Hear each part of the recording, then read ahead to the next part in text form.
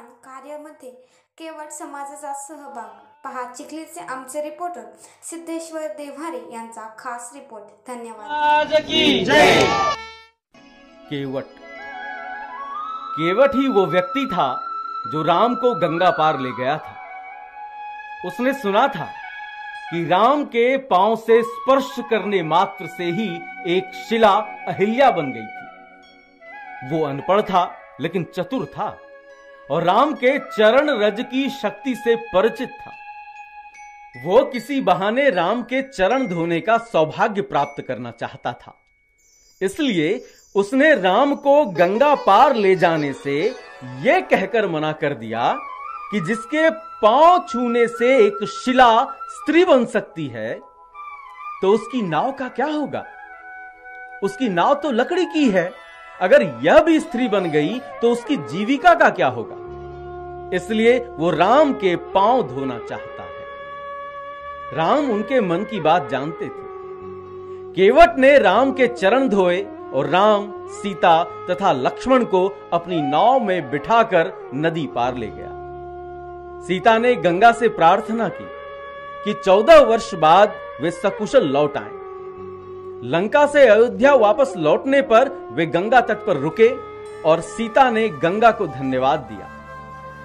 केवट नदी पार लेकर आया तो नाव की उतराई देने के लिए राम के पास कुछ नहीं था।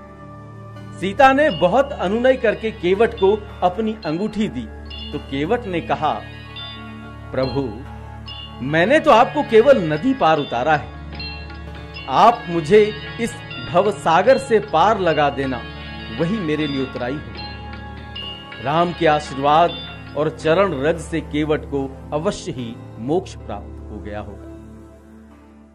हे राम, जय जय राम, जय श्री राम, मेरे राम। हे राम, जय जय राम, जय श्री राम, मेरे राम।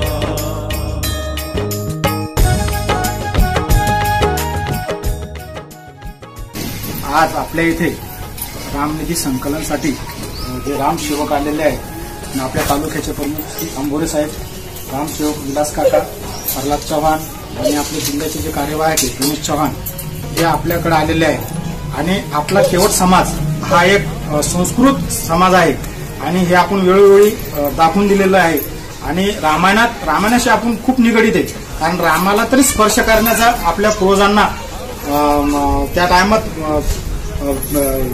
प्रसंग आला की त्यांनी स्वतः चरण स्पर्श केले रामाचे आणि त्या वंशाचे आपण आहोत याचं भान निश्चितपणे आपण सर्व केवट समाजाने ठेवलं पाहिजे। आणि तेच एक आराध्य दैवत म्हणून आज राम प्रत्यक्ष आपल्या समोर नाहीये, पण राम सेवकाच्या रूपात आपल्या दरवाजापर्यंत ते आलेले आहेत आणि आपण त्याच्यातच राम बघून, कारण अयोध्येला तर प्रत्येक जण जाणार नाहीये, पण हेच लोकांच्या माध्यमातून हा निधी तिथपर्यंत जाणार आहे आणि फुलनी फुलाची पाकडी आपल्या समाजाकडून आणि तिथपर्यंत जाणार। पण त्या पहिले त्यांचं आपलं कर्तव्य होतं की त्यांचं यशोचित स्वागत करणे, त्यांना आदरातिथ्य करणे हे आपलं कर्तव्य होतं आणि आपल्या समाजाचं ते कर्तव्य आहे। आमचा समाज साहेब तसा खूपच सुसंस्कृत आहे या बाबतीत आणि धार्मिक वृत्तीमध्ये म्हणजे धार्मिक जर कोणताही कार्यक्रम असला तर आमचे सर्व बंधू सहभाग हिरिरीने सहभाग घेतात आणि हेच आम्हाला आपला अवांतर समाज, आपली संस्कृती आता लोप पावत चालली ह्या अनुषंगाने। आता माणूस विज्ञान युगात माणूस खूप जवळ आला, आपलं म्हणजे पृथ्वी खूप जवळ आली, सगळे लोकच खूप जवळ आले, पण माणूस म्हणून ज्यातला माणूस आपला माणूस हा खूप लांब गेलेला आहे। कोणाविषयी वेळ नाहीये, कोणाला आपुलकी नाहीये आणि ही संस्कृतीचा पाया भरणी आता आपण अयोध्येत राम मंदिराच्या स्वरूपात उभी राहणार आहे आणि येणाऱ्या आपल्या जी पुढची पिढी आहे युगानुयुगे हे मंदिर जोपर्यंत आहे तोपर्यंत ही संस्कृती रुजवण्याचं काम हे मंदिर त्या माध्यमातून आपल्या भारतामध्ये करणार आहे। ज्ञान का दीपक होंगे पूर्ण काम, तन मन धन सर्वस्व समर्पित बन राम का धाम। अवधपुरी में फिर से मंदिर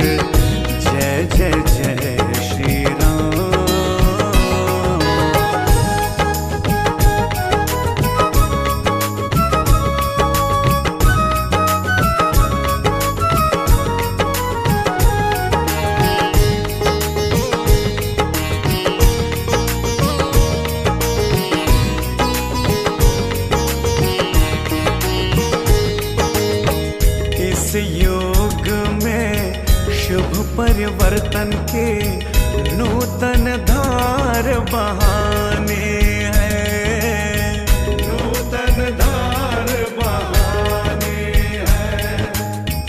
राम राज्य के अमर कथा को धरती पर दोहराने हैं, धरती पर दोहराने हैं। सारे जगत में मंगल हो तब तक नहीं विराम,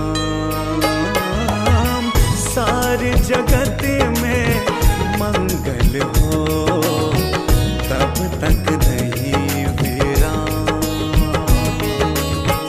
तन मन धन सर्वस्व समर्पित बन राम का धाम। अवधपुरी में फिर से मंदिर, जय जय जय श्री राम।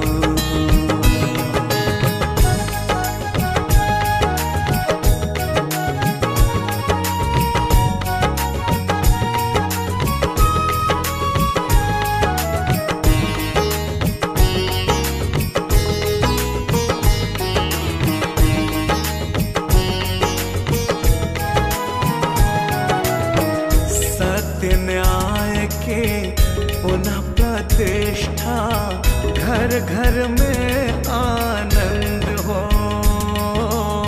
घर घर में आनंद हो। नई नई रचनाएं विकसे, सक्रिय सजन